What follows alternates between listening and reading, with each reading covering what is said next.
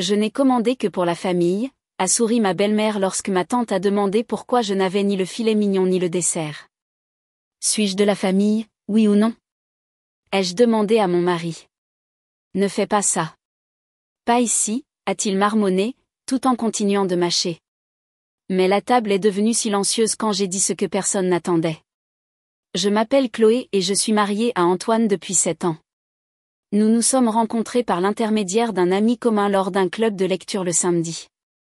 À l'époque, je travaillais déjà à plein temps au service comptabilité d'une chaîne de supermarchés locale. Antoine était encore en master d'administration publique. Il me regardait avec une sorte d'admiration silencieuse et disait des choses comme « Tu es incroyable ». Travailler à plein temps alors que je ne fais que rédiger des notes de synthèse me donne l'impression d'être paresseux. Je souriais. À l'époque, je pensais que cela signifiait quelque chose. Quand il a obtenu un poste d'analyste budgétaire à la mairie, nous avons emménagé dans un modeste appartement en location dans une petite ville de banlieue.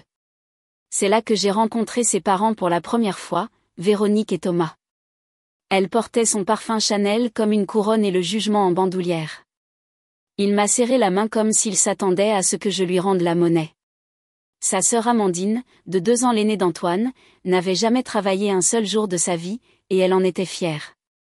Les premiers mots de Véronique à mon égard, après m'avoir longuement jaugé en silence, furent « Oh, je vous imaginais plus grande ».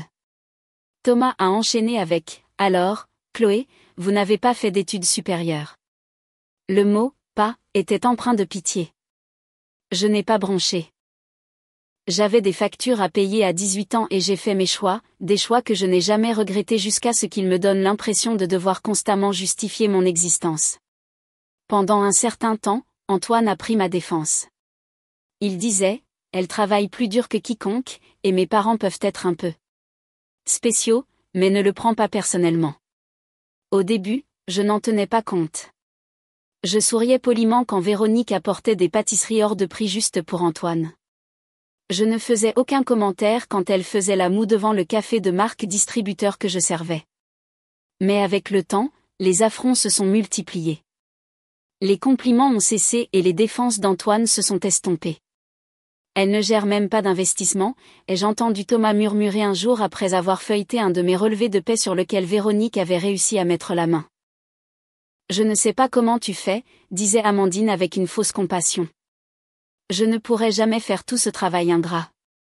Parfois, je surprenais Véronique en train de fouiner dans mes tiroirs sous prétexte de chercher une serviette. Une fois, elle a sorti mon relevé de compte et a secoué la tête. Si peu d'économie et aucun portefeuille d'action. Puis, s'adressant à Antoine, tu aurais dû épouser quelqu'un avec un minimum de plan financier. Pourtant, j'ai essayé. Chaque fête, chaque anniversaire, chaque dîner inconfortable, j'étais présente. Je cuisinais, je nettoyais, je souriais, je servais les boissons. À Noël, j'ai reçu une bougie déjà offerte en cadeau, tandis que tout le monde recevait des cadeaux personnalisés avec des cartes. Personne ne l'a remarqué, pas même Antoine. À notre 6e année de mariage, j'ai commencé à voir ce qu'il était devenu. J'étais l'employé de maison avec un contrat de mariage. Pourtant, je me suis accrochée. Nous n'avions pas d'enfants, mais nous avions une histoire. Je pensais que peut-être, juste peut-être, avec le temps, nous retrouverions ce que nous avions au début. Cet espoir insensé me faisait entrer dans leur maison la tête haute, même si mon cœur sombrait. L'été dernier, ils ont organisé un séjour dans un chalet au bord d'un lac. Véronique m'a dit de faire mes valises. Une escapade en famille, a-t-elle dit. J'ai conduit avec Antoine jusqu'à chez ses parents, pour qu'ils partent sans moi pendant que j'étais aux toilettes. Simplement parti. Antoine me l'a dit plus tard. Maman a dit que ça devait être juste la famille. Il l'a dit comme si c'était un fait, pas une insulte. Mais je suis ta femme. Oui, a-t-il dit, mais tu n'es pas du même sang. Ces mots m'ont blessé plus profondément qu'il ne l'imaginait. Ou peut-être qu'il le savait et s'en fichait. Puis est arrivé le déjeuner de famille annuel en août, avec tous les parents éloignés qui venaient de loin. Cette année-là, par miracle, mon magasin a accordé à toute l'équipe 3 jours de congé au nom du bien-être au travail. J'aurais dû aller à la plage. Au lieu de ça, j'ai été réquisitionnée. Véronique m'a appelé la veille au soir. Tu aideras à la préparation. Les invités s'attendent à un certain standing. Le standing signifiait que j'étais debout à 6 heures du matin à émincer, épousseter, passer l'aspirateur, essuyer les traces de doigts sur les verres à vin. Pendant qu'Antoine et ses parents sirotaient un expresso sur la terrasse, je repassais les serviettes en lin. Amandine est arrivée nonchalamment à midi et a dit « N'oublie pas l'option végane pour tante Caroline ». Puis elle a disparu. Au moment du déjeuner, j'étais épuisée. J'avais mal au bras. Mon dos me lançait. Je n'avais même pas bu de café. Les invités sont arrivés, chaleureux et bruyants. J'ai forcé un sourire, je les ai conduits à leur siège, j'ai rempli les verres, réchauffé les sauces. Antoine n'a pas aidé. Quand je lui ai demandé discrètement d'apporter le rôti, il a marmonné « Tu te débrouilles très bien ». Ce n'est que lorsque tout le monde fut assis et que les plats circulaient que je me suis enfin autorisée à m'asseoir. C'est à ce moment-là que Véronique s'est levée. « J'ai une surprise », a-t-elle dit avec un sourire mielleux, juste pour la famille. Elle a disparu dans la cuisine et est revenue avec un plateau. Dessus, 7 parfaits filets mignons saignants et luisants. Elle les a servis un par un à Thomas, Amandine, Antoine et 3 autres parents. Et pour le dessert, elle a brandi une boîte blanche et brillante. Des tartelettes d'un grand pâtissier parisien. Juste pour la famille, bien sûr. Tout le monde a poussé des exclamations admiratives et a applaudi, sauf moi. Il n'y avait pas de 7e assiette. Pas de dessert pour moi. Juste mon poulet rôti à moitié mangé du premier service. Le silence s'étira, tranchant comme une lame. Tante Sylvie, assise à ma gauche, a finalement demandé « Véronique, tu n'en as pas pris pour Chloé ?» Véronique m'a jeté un regard comme si j'étais un chewing-gum collé sous sa semelle. « Je n'ai commandé que pour la famille », a-t-elle dit d'un ton léger. Bien sûr. Mes oreilles bourdonnaient. Ma poitrine me brûlait. Je me suis tournée vers Antoine. Il n'a pas levé les yeux. Il a coupé dans son steak. Tante Sylvie s'est agitée sur sa chaise. Antoine ? J'ai parlé avant qu'il ne puisse le faire. Dis-moi, Antoine, suis-je de la famille ou non ? Antoine ne levait toujours pas les yeux. Il mâchait lentement, délibérément, comme si ma question était rhétorique, comme si je n'avais pas brisé le silence comme un verre qu'on laisse tomber. Les sourcils de tante Sylvie se sont froncés. Antoine, ta femme vient de te poser une question. Finalement, il a posé sa fourchette, plus agacé que surpris. Ne fais pas ça, Chloé. Pas ici. Pas devant tout le monde. Oh, je crois que c'est exactement le bon endroit, ai-je dit. Ma voix était calme, mais mes mains tremblaient sous la table. Véronique a eu un petit rire sec. Honnêtement, c'est tellement indigne de toi, Chloé. Faire une scène pour de la nourriture. La nourriture, ai-je répété. Non, il ne s'agit pas de steak ou de dessert. Il s'agit de la façon dont j'ai été traitée pendant 7 ans. Comme une locataire dans la vie de votre fils. Comme l'intruse que vous n'avez jamais voulu. Thomas a ricané. Personne n'a jamais dit que tu n'étais pas la bienvenue. Non, ai-je dit. Vous avez juste dit que je n'étais pas diplômée. Pas assez distinguée, pas le profil pour la famille. Vous l'avez dit avec chaque regard de travers, chaque compliment déguisé.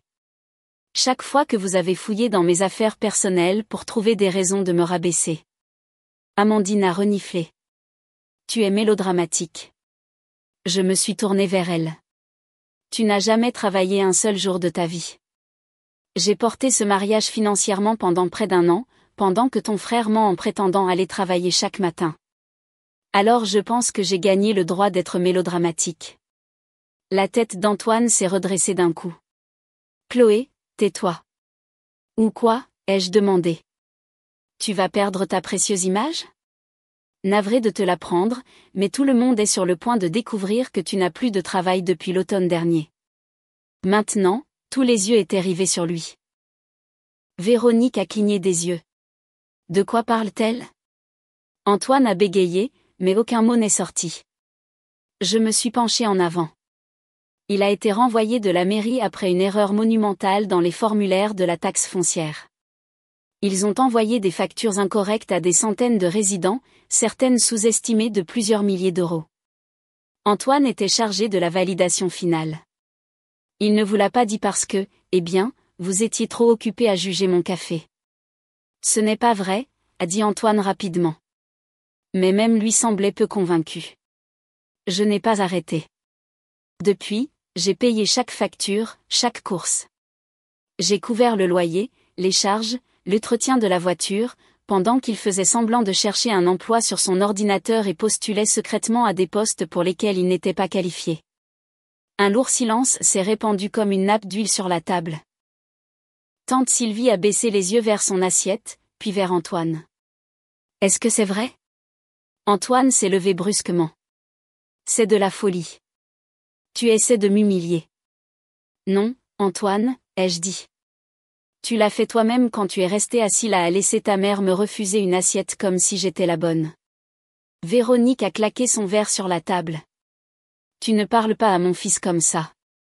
Et vous, vous ne me parlez pas comme si j'étais jetable. » J'ai sorti de mon sac une fine chemise cartonnée.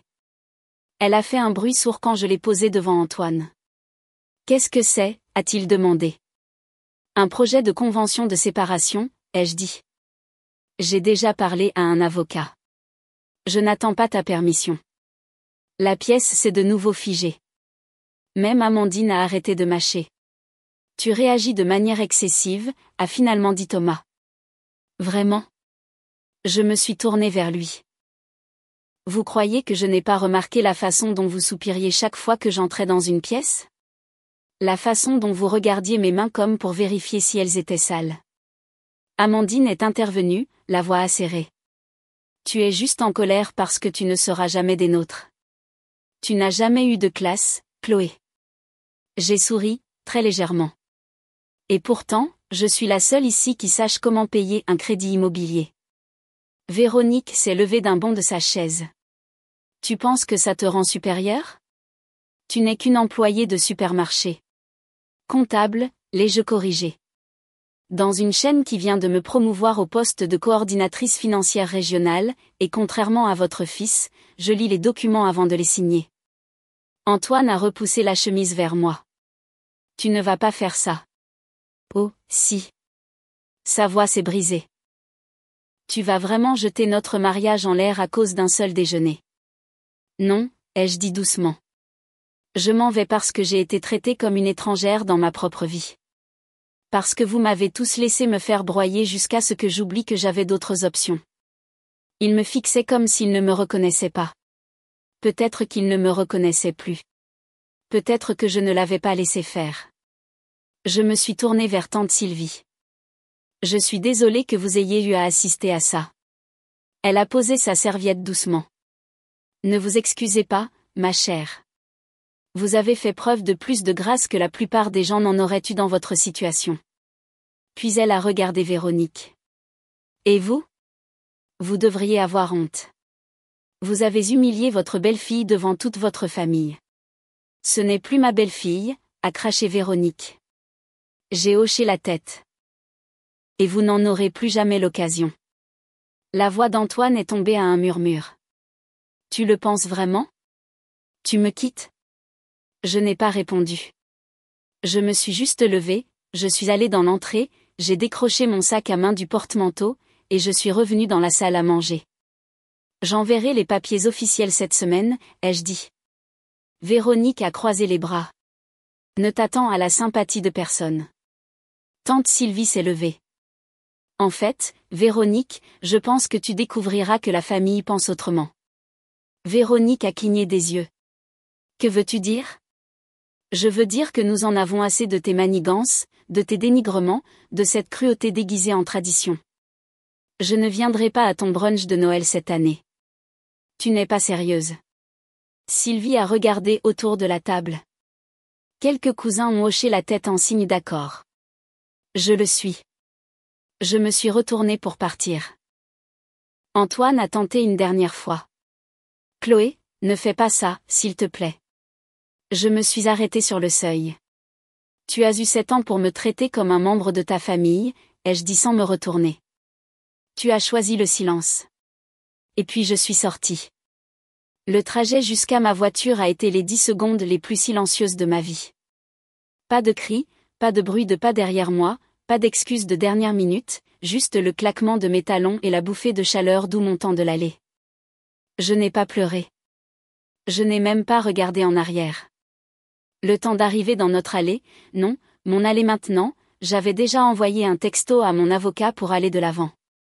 Le dossier était réel. Les conversations étaient réelles. Je ne m'attendais simplement pas à devoir les utiliser si tôt, mais je n'en avais plus besoin. La goutte d'eau qui a fait déborder le vase n'avait pas été le steak. Ça avait été le silence. Le silence d'Antoine. Cette semaine-là fut un tourbillon de paperasse et de café glacé. J'ai emménagé dans la chambre d'amis et gardé mes distances. Antoine essayait de minimiser la situation, comme si c'était une dispute, pas une fracture. Les gens divorcent pour une infidélité, pas pour un déjeuner, a-t-il dit. Tu es théâtral. Mais quelque chose en lui savait. Il a cessé de sortir, a cessé de faire semblant de chercher du travail. Il restait juste assis là. Pendant ce temps, je restais occupée. J'ai accepté l'offre de promotion du siège de mon entreprise, coordinatrice financière régionale, avec une augmentation de salaire complète et des options de télétravail flexible. Je déménagerai dans 3 mois. Je ne l'ai pas dit à Antoine. Pourquoi l'aurais-je fait? Ce que je lui ai dit, c'est la date de l'audience. Notre médiation était prévue pour le 9 septembre. J'avais demandé un divorce par consentement mutuel, mais sous la surface, il y avait beaucoup de fautes. 3 jours avant l'audience, j'ai reçu un appel de tante Sylvie. Je voulais juste que tu saches, a-t-elle dit. Tu n'étais pas la seule à le voir. Ce qu'ils t'ont fait à ce déjeuner, c'était la goutte d'eau. Apparemment, la nouvelle s'était répandue rapidement. Les cousins et autres membres de la famille par alliance qui avaient assisté mal à l'aise au repas étaient furieux après mon départ. Quelques-uns ont confronté Véronique directement, d'autres sont simplement partis plus tôt. Sylvie avait tout raconté au reste de la famille élargie. Ces mots, m'a-t-elle dit, étaient simples. On n'affame pas quelqu'un en prétendant être hospitalier. Véronique et Thomas avaient été poliment désinvités de 2 mariages à venir. Amandine, qui se vantait autrefois que tout le monde la voulait à leurs événements, n'avait pas reçu de carton d'invitation depuis des semaines. La réputation, s'est-il avéré, ne venait pas avec l'immunité. Quant à Antoine, il s'effondrait. Je suis rentrée un soir pour le trouver en train de boire sur le canapé, les yeux vitreux. C'est ce que tu voulais, n'est-ce pas, a-t-il bredouillé. Tout réduire en cendres. Non, ai-je dit. J'ai juste arrêté de prétendre que les cendres étaient des fleurs. Le jour de la médiation, il portait un costume trop serré et ne voulait pas me regarder dans les yeux. Je portais un tailleur bleu marine, les cheveux relevés, et j'ai apporté chaque reçu, virement et relevé bancaire de ce que j'avais couvert pendant l'année où il était au chômage. Mon avocat n'a pas eu grand-chose à dire. Les chiffres parlaient d'eux-mêmes. À la fin de la séance, Antoine m'a regardé comme s'il allait dire quelque chose de sincère. Au lieu de ça, il a dit, « Je n'arrive pas à croire que tu me fasses ça. » Je me suis levée. Non, Antoine, je n'arrive pas à croire que tu m'aies fait ça. Quand le divorce a été finalisé, je n'ai pas organisé de fête. Je suis rentrée chez moi, j'ai commandé un plat indien à emporter et j'ai dormi 12 heures d'affilée. Le silence, il était différent maintenant. Il semblait mérité. Les semaines ont passé. Véronique a essayé de limiter les dégâts. Elle a envoyé un vague email d'excuses avec des phrases comme « Je suis désolée si tu as été blessée » et « Nous avons tous dit des choses que nous ne pensions pas, je n'ai pas répondu. » Je l'ai archivé et je suis passée à autre chose. La promotion signifiait que je déménageais à plusieurs centaines de kilomètres, dans un appartement lumineux avec un balcon orienté au sud et un lave-vaisselle qui ne faisait pas de bruit. Mes nouveaux collègues m'ont envoyé des plantes et des paniers de bienvenue. Mon nouveau manager m'a dit, « Nous n'avons entendu que de bonnes choses à votre sujet. » C'était la première fois depuis des années que j'étais reconnue pour qui j'étais, et non pour qui je n'étais pas. Un soir, fin octobre, mon téléphone a vibré. Numéro inconnu. C'était Antoine. Sa voix était basse. Je voulais juste dire que tu me manques. Je n'ai pas répondu. Je crois qu'on s'est perdu. J'aurais dû dire quelque chose ce jour-là. J'aurais dû prendre ta défense. Antoine, ai-je dit, tu as eu 7 ans. Je sais. J'avais peur. De qui? De ta mère. De tout. Il y eut une longue pause. Je pensais venir te voir. Parler en personne. J'ai regardé par la fenêtre la nouvelle silhouette de la ville. Ce n'est pas la peine, ai-je dit.